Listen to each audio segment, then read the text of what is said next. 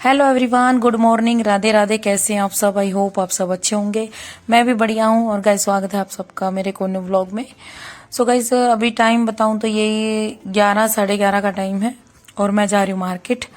और घर का काम निपटाया है, साथ में वीडियो एडिट की है, व्लॉग एडिट किया है और एडिट करने के बाद मैं निकल चुकी हूँ मार्केट की तरफ। और मार्केट में मैं जा रही हूँ, एक तो मुझे आम का स्टॉक करना है, मतलब आम के अचार का स्टॉक करना है, इसलिए मैं आम भी लेने जा रही हूँ। दूसरा भाई मसाले ये है कि कोई खत्म हो गया तो कोई है, तो उस हिसाब से कि भाई देखो मसाले तो सारे चाहिए होते हैं, तो जो थोड़े हैं वो ज्यादा लाने हैं, जो ज्यादा अभी घर पे हैं वो थोड़े ले आऊंगी। जिससे क्या होगा कि भाई नेक्स्ट टाइम जब मैं लेके आऊंगी तो सारे लगभग ऐसे हो जाएंगे कि भाई हाँ लाने पड़ेंगे। तो होता है ना भाई, कोई मसाला ज्यादा डलता है तो कोई कम डलता है, तो इस तरह से कोई जल्दी खत्म हो जाता है, कोई किसी में टाइम लगता है। तो भाई बारिश का मौसम था, मार्केट में बारिश हुई भी थी, तो इस तरह मैं बचते बचाते मसाला लेके आई हूँ। क्योंकि देखो और किसी चीज का तो कुछ नहीं बिगड़ता, लेकिन मसालों का बहुत कुछ बिगड़ जाता है, सील जाते हैं। फिर वही बात है, हर चीज में इसमें अचार के लिए ना सूखे मसाले जरूरी होते हैं। तो मैंने 2-3 कट्टों में डलवा के तब जाके मैंने मसाला घर तक लेके आई हूँ। और ऑटो करके लाई थी, इसी के लिए मैं वो नहीं लेके गई अपनी स्कूटी, क्योंकि बारिश का मौसम था। ऐसे में अगर जरा सी भी बूंद लग जाएगी ना मसालों पे तो मसालों में सीलन आ जाएगी, जो कि फिर मुझे ही परेशानी होगी। तो इसलिए मैंने ऑटो करके लाई थी। और अभी बारिश नहीं है, लेकिन सुबह मैं जब गई थी उस टाइम पे थी। तो ऐसे तो भाई देखो मौसम का तो कम से कम 1-1.5 महीना ऐसे ही चलने वाला है, 2 भी लग जाए तो मौसम का तो क्या अभी इंतजार थोड़ी ना कर सकते हैं। तो इसलिए मैं चली गई थी और मसाला मैंने लाके सीधा अपने अचार वाले रूम में रख दिया था, क्योंकि मैं किसी तरह का भी कोई रिस्क नहीं लेना चाहती थी। और बाकी ये आम भी वगैरह इनका कुछ बिगड़ता नहीं है, मैंने बाहर रख दिए थे। तो आज मैं लेके आई हूँ 35 किलो आम भी। और भाई ये तो कुछ भी नहीं है, ले तो मैं और भी आती, लेकिन वही कहते हैं ना कि भाई जैसी भगवान की मर्जी होती है वही होता है। तो लेके तो मैं यहाँ से सोच के गई थी कि 40-50 किलो लेके आऊंगी, लेकिन जब वहां गई तो वहां जब मैंने 25 किलो एक कटवा ली थी और 10 किलो एक से कटवा ली थी, मतलब थे दोनों भाई। फिर एक का तो हत्था मतलब निकल रहा था बार बार जो आम भी काटने का, एक का जो पत्ती लगी होती है ना वो टूट गई थी। मतलब दोनों बिल्कुल ऐसे टाइम पे कि भाई मेरी 35 किलो आम भी कटी और एक तरफ उनका एक नुकसान हो गया। तो वैसे तो वो पत्ती बिल्कुल ऐसी हो रखी थी जैसे अभी टूटेगी अभी टूटेगी, तो वो बस टूटनी उस टाइम पे थी। तो 35 किलो ही कट पाई थी मेरी आम भी, तब वो जवाब दे दिया। और उसके बाद फिर मैंने बोला भाई अभी 35 किलो ही दे दो, क्योंकि देखो जब तक आप हत्था करवा के लाओगे मैं बैठी थोड़ी ना रहूंगी। तो भाई ये मैं बच्चों के लिए, खैर बच्चे तो अभी मायरा चली गई है, जीवांशी है, थोड़े फ्रूट लेके आई थी। और अब बस 1-2 दिन में शिवांश भी आने वाला है, क्योंकि अब स्कूल ओपन होने वाले हैं और अब बच्चे स्कूल जाएंगे, तो शिवांश भी आ जाएगा। भाई ये मैं बास्केट लेके आई थी, बास्केट नहीं बकेट। तो ये मैं बाल्टी लेके आई थी अचार के लिए, ढक्कन वाली है, क्योंकि अचार के लिए चाहे भले ही कितने ही कंटेनर हो फिर भी कम पड़ ही जाते हैं। अभी मेरे टीट का अचार टप में ही रखा है, क्योंकि ऐसा कोई कंटेनर खाली नहीं था। एक में तो आएगा नहीं, 2 में भी जरूरत पड़ रही थी, कंटेनर थे नहीं। तो भाई अचार का स्टॉक थोड़ा थोड़ा भी है, ज्यादा भी है, तो हर तरह का। तो कंटेनर मेरे सारे जो है भरे थे। तो फिर मैं ये बाल्टियां लेके आई थी और मैंने धोके सुखा दी थी। तो फिर भाई ये नेक्स्ट डे सुबह मॉर्निंग की क्लिप है। और सुबह उठते ही 5:30 बजे मैं चली गई थी मंडी जाते ही मैं अपना ये आज मिर्च का अचार डालूंगी, तो मिर्ची लेने के लिए मैं आई थी। तो भाई एक कट्टे मिर्च में से मुझे 10 किलो मिर्च सही मिली। वैसे तो देखो सारी सही है, लेकिन कोई टूटी हुई तो कोई छोटी तो कोई गिलगिली, मतलब इस तरह से। तो भाई फिर मैंने 10 किलो ही छांटी। मैंने सोचा कि बेकार ले जाने से अच्छा है चाहे थोड़ा हो, अच्छा लेके जाके डालूं मैं अचार। तो सिर्फ मैं 10 किलो ही लेके आ गई थी। मैंने सोचा कि कल परसों फिर आ जाऊंगी, फिर ले जाऊंगी, कम से कम अचार तो अच्छी मिर्चों का डले। तो इसलिए मैं सिर्फ और सिर्फ मोटी मोटी 10 किलो ही छांट के लेके आई थी। आने के बाद भाई मैंने इनको पानी में भिगो दिया था और अभी मैं इनको धो के सुखा दूंगी। और थोड़ी देर तो मैं, अभी धूप तो है नहीं, देखो भाई बारिश का मौसम है तो पंखे के नीचे ही रख दूंगी। ये कल रात को मैंने आम भी जो मैं लेके आई थी 35 किलो, वो कटवा के तो मैं ले आई थी धो के, और नमक और हल्दी लगा के रख दी है। अभी इसको रखूंगी। तो जब तक मैं मिर्च विर्च कट करती हूँ, घर का काम निपटाती हूँ, तब तक ये रखा रहेगा। शाम को इसमें मसाला ऐड कर दूंगी थोड़ी देर। देखो अब धूप तो निकलेगी नहीं, थोड़ा सा पंखे के नीचे ही फैलाऊंगी या फिर देखती हूँ क्या पता निकल भी आए। बाकी मुझे लगता नहीं है, मौसम ऐसा हो रखा है कि धूप निकलेगी। तो मैंने सोचा कि भाई चलो देखा जाएगा, पंखे के नीचे फैला देंगे। तो अभी जो है मिर्च मैंने धो के अंदर डाल दी है चादर पे। तब तक मैं निपटा लेती हूँ झाड़ू और पोछा। उसके बाद जो है ये मैं इस साइड गैलरी में मिर्ची पंखा चला के सुखा दूंगी, क्योंकि उस रूम में तो मैं फैन चला नहीं सकती। पहले ही बारिश के दिन है और इन दिनों में तो अचार को धूप दिखानी होती है, लेकिन क्या करे भाई, अभी धूप है नहीं, क्योंकि अचार ना धूप में सही रहता थोड़ी देर। और अभी ताजी डला है तो खास तौर पे, वैसे तो ना अभी रखे, लेकिन ताजी अचार को धूप में थोड़ी धूप दिखानी जरूरी है। तो वही अभी ये मिर्ची मैंने डाल दी है गैलरी में और यहाँ पे मैंने चला दिया पंखा। अब ये थोड़ी सी सूख जाएंगी तब इनको कट करूंगी। उससे पहले मैंने सोचा क्यों ना अपना ये 2-3 मतलब और तो मैंने लिख दिए थे, लेकिन 2-3 पार्सल बाद में ऑर्डर आया था तो उनको लिख देती हूँ मैं, क्योंकि फोन में जो आता है फिर मुझे उसको डायरी में भी मतलब नोट करना पड़ता है। क्योंकि भाई देखो फोन में कई बार चैट डिलीट हो जाती है, तो फिर डायरी में लिखा हुआ होता है ना, तो हमें पता रहता है। तो भाई ये मैं भुट्टा लेके आई थी बिना बनी, क्योंकि जीवांशी अच्छे से बना लेती है और मार्केट में इतनी देर भाई खड़ा रहने का काम भी नहीं बनता है और लाते लाते ठंडी भी हो जाती है। तो इसलिए मैं ऐसे ही ले आती हूँ मंडी से। 1 किलो 2-3 बार चल जाता है इनका, तो 1 किलो 2 किलो मैं ऐसे ही ले आती हूँ।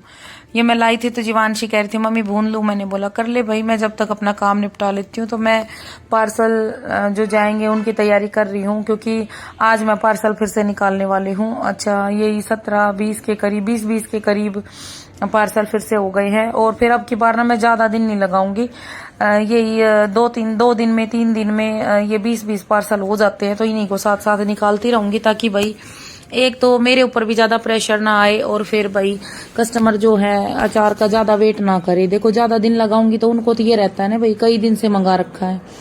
लेकिन पहले क्या था कि भाई मैं कई दिन में निकालती थी। अब मैं सोचती हूँ जब कुरियर कंपनी सही टाइम पे पहुंचा रही है, पहले तो ये था कि भाई बुलाते थे तो आते नहीं थे, आ जाते थे तो भेजते नहीं थे, भेज देते थे तो वो लीकेज हो जाते थे, तो बहुत सारी परेशानियां आ रही थी। अभी ऐसी कोई बात नहीं है, तो मैं आज फिर पार्सल निकालने वाली हूँ। और भाई ये जीवांशी देखो कितने अच्छे से भुट्टा बूंद रही है, ऐसे तो कोई बड़ा बंदा भी नहीं बूंदता जैसे ये बूंद रही है। और देखना भी इसका नमक लगाना। भाई सच बताऊं ना तो कह ही देते हैं कि भाई बहुत से लोगों की सोच हो जाती है बेटियां, लेकिन बेटियां ना बेटियों से बढ़ के भी कुछ नहीं है। बेटे कुछ नहीं होते, बेटे सिर्फ छाती फूकते हैं। भाई मेरी वीडियो बहुत से बेटे भी देख रहे होंगे, भाई सब एक जैसे नहीं होते। देखो मैं मजाक कर रही हूँ, लेकिन हाँ भाई एक बात मैं कहूंगी, जिनकी बेटियां हैं वो इस चीज को जरूर समझेंगे, और जिनके नहीं है ना वो भी समझते हैं। घर वो सोचते हैं कि भाई भगवान ने हमें बेटी क्यों नहीं दी, क्योंकि बेटियां हर घर में जरूरी है। मैं ये तो नहीं कहूंगी कि भाई बेटा नहीं होना चाहिए, बेटा भी होना चाहिए, लेकिन बेटी हर घर में होनी चाहिए, क्योंकि एक बेटी ऐसी होती है जो दुख दर्द को समझती है।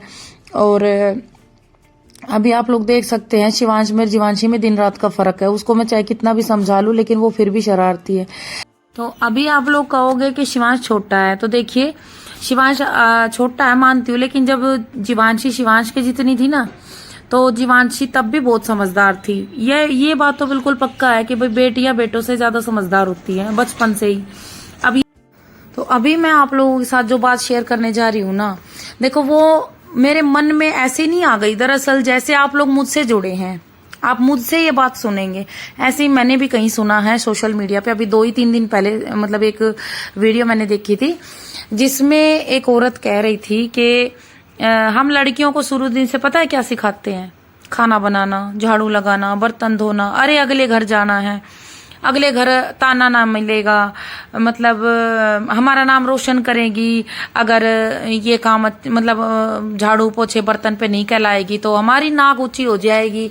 मतलब ऐसे शुरू दिन से ही ना हम क्या करते हैं, बेटियों को ये सिखाते हैं बेटा झाड़ू बिल्कुल साफ लगाना, गंदगी नहीं रहनी चाहिए, अगले घर जाना है, पोछा बिल्कुल साफ लगाना, अगले घर जाना है। और इसी तरह से हमारी ये हो जाती है कि बेटियों को सारा काम आना चाहिए। देखो अगर बेटियों के लिए ये चीज रखते हो ना आप माइंड में, तो बेटों के लिए भी रखो। ऐसा नहीं कि उसको अगले घर नहीं जाना तो उसको काम नहीं सिखाया जाए, उसको भी सिखाना चाहिए। कल को हमारी माँ को कोई दिक्कत हो या हमारी मतलब कोई भी जेंट्स लोग हैं, उनकी माँ को कोई परेशानी हो या उनकी वाइफ को कोई परेशानी हो, तो कम से कम वो उनकी हेल्प कर सके। तो शुरू दिन से ही लड़कों को भी सिखाना चाहिए, ठीक है। अच्छा, फिर अगर लड़कों को नहीं सिखा सकते तो लड़कियों को मत सिखाओ ये चीजें। जो चीज हम लड़कों को सिखाते हैं कि भाई बिजनेस में ध्यान लगाओ, अच्छे से पढ़ाई करो, कुछ बन के दिखाओ, तब हमारा नाम रोशन होगा, तो यही चीज हमें लड़कियों को भी सिखाना चाहिए ना कि झाड़ू पोछा बर्तन से नाम रोशन नहीं होता। जब हम लड़कियों को स्टडी के मामले में या जॉब के मामले में लायक बनाते हैं ना, तो उससे नाम रोशन होता है।